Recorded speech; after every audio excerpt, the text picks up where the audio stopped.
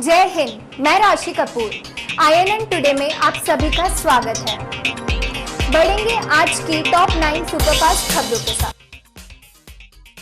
देश में कोरोना की दूसरी लहर थमने का नाम नहीं ले रही है। इस बीच केंद्र सरकार ने इसकी तीसरी लहर के बारे में चेतावनी दी है। सरकार के principal scientific adviser Vijay Raghavan ने बताया कि कोरोना की तीसरी लहर भी जरूर आएगी। वायरस का संक्रमण अपने सबसे ऊंचे लेवल पर है। उत्तर प्रदेश के कानपुर में बदहाल सिस्टम ने 2 दिनों के अंदर 110 कोरोना मरीजों की जान ले ली। इन मरीजों की मौत समय पर वेंटिलेटर की सुविधा न मिलने के चलते हुई है। घटना शहर के हैलेट हॉस्पिटल की है। प्रधानमंत्री नरेंद्र मोदी के संसदीय क्षेत्र वाराणसी में बीते 5 महीने में भारतीय जनता पार्टी को समाजवादी पार्टी ने लगातार 5 तगड़े झटके दिए हैं। MLC चुनाव से शुरू हुआ बीजेपी की शिकस्त का सिलसिला फिलहाल थम नहीं रहा। इसी से संगठन से जुड़े लोग परेशान हैं। माना जा रहा है कि अगले साल होने वाले विधानसभा चुनाव को देखते हुए शीर्ष नेतृत्व जल्द ही कुछ बड़े फैसले ले सकता है। उत्तर प्रदेश के मुख्यमंत्री योगी आदित्यनाथ के जिले गोरखपुर में बहुजन समाज पार्टी समर्थित उम्मीदवार के लोगों ने बुधवार शाम को जमकर बवाल किया। इन लोगों ने पंचायत चुनाव में गलत सर्टिफिकेट बांटने का आरोप लगाया है।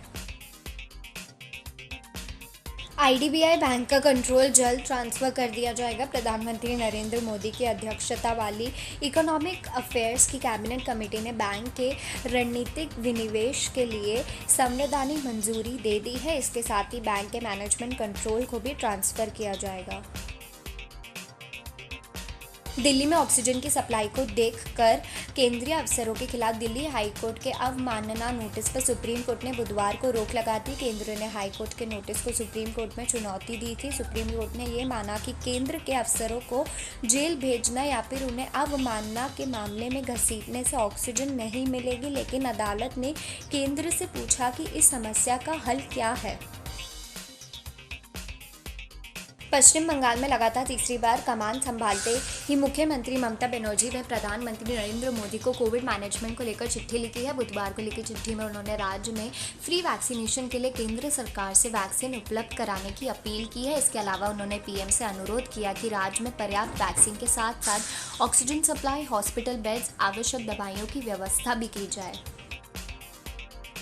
उत्तराखंड के चमोली में मंगलवार रात बादल फटने से दहशत फैल गई। तेज बारिश के बाद रैनी गांव में श्री गंगा नदी का जल स्तर बढ़ने से तेज आवाज आई तो रैनी वाली, रैनीपल्ली और गुजगू समेत दूसरे गांवों के लोग डर के मारे जंगलों की तरफ भाग गए और रात भर वहीं रहे।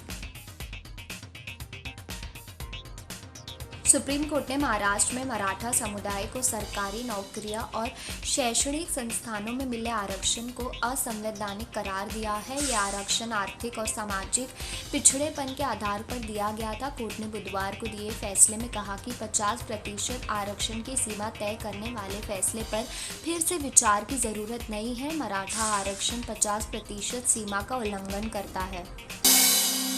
खबरों का सिलसिला जारी रहेगा। जय हिंद।